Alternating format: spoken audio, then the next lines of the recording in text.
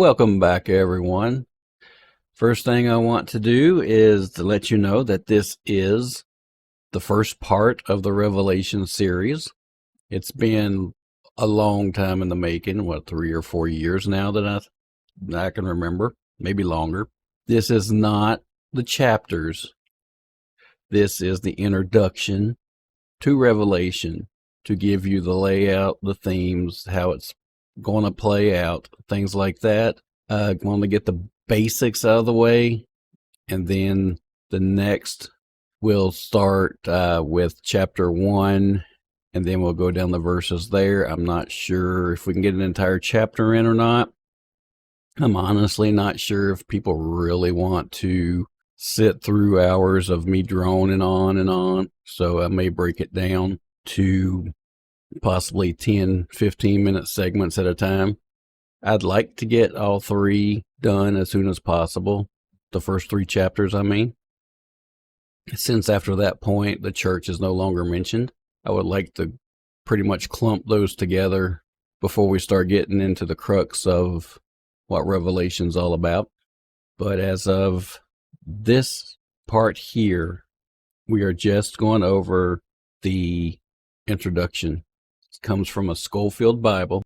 This particular Bible has a copyright of 1945, so it hasn't had a chance to be quote-unquote updated for a modern world or anything like that. It hasn't been tainted by culture. In my opinion, these older Bibles like this are probably more true to the word than tinkering to make it politically correct or adjectively correct or whatever the proper term is nowadays. I know it's not a 1917 Scofield, which is the original, but it is a 1945 copyright renewal. We'll get ready to get started with this and we'll continue on. The Revelation of St. John the Divine. It's from the Apostle John. It's written roughly around 96 AD.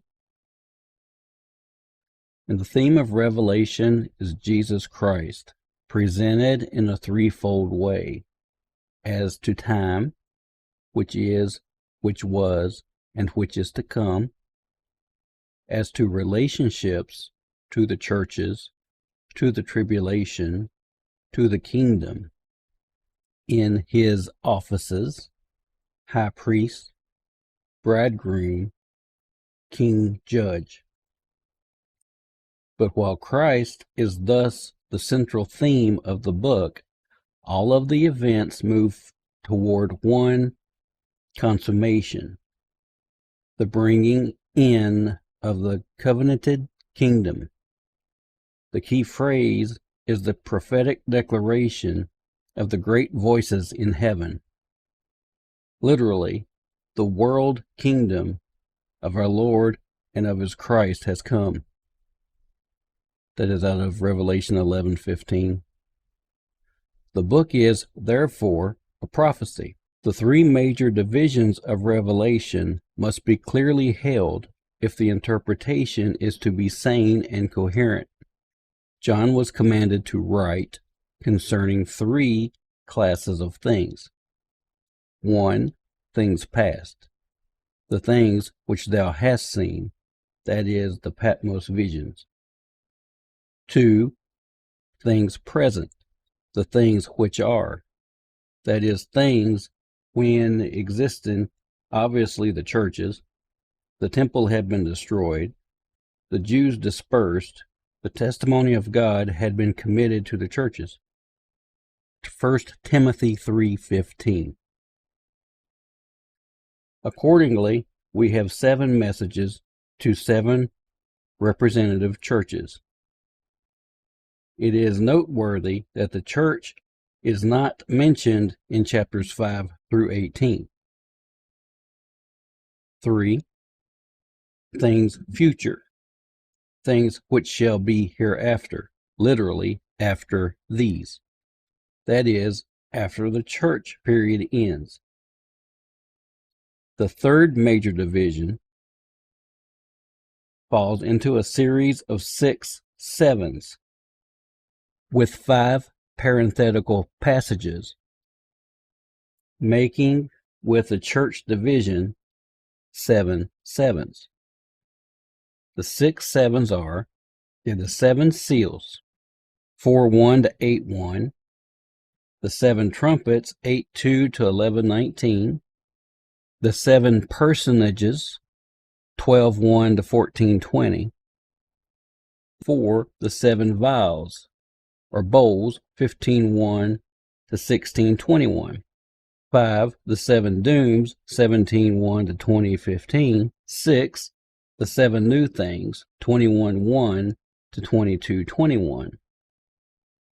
The parenthetical passages are 1 the Jewish remnant and the tribulation saints, chapter 7 verses 1 through 17, 2 the angel, the little book, the 2 witnesses, chapter 10:1 to 11:14, 3 the lamb, the remnant, and the everlasting gospel, chapter 14 verses 1 through 13, 4 the gathering of the kings at Armageddon, chapter 16 verses 13 through 16, 5 the 4 alleluias in heaven, chapter 19 verses 1 through 6.